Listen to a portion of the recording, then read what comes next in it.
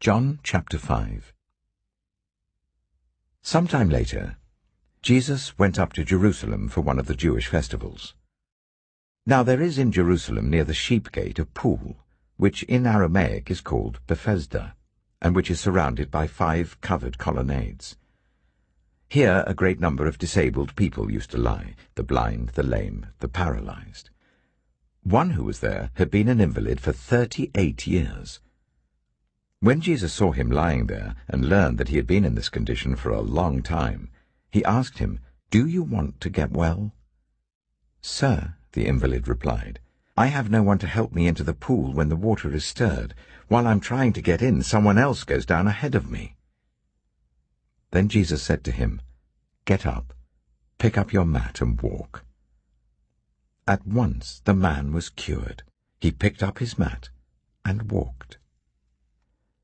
The day on which this took place was a Sabbath, and so the Jewish leaders said to the man who had been healed, "It is the Sabbath.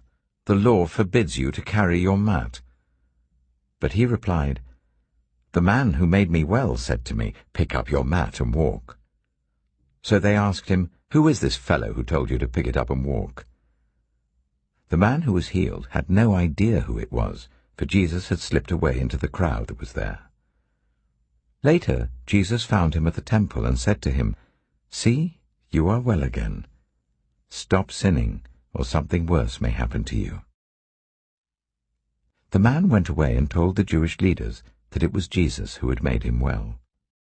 So, because Jesus was doing these things on the Sabbath, the Jewish leaders began to persecute him.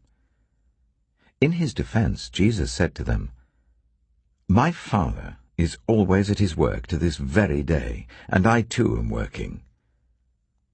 For this reason they tried all the more to kill him. Not only was he breaking the Sabbath, but he was even calling God his own Father, making himself equal with God.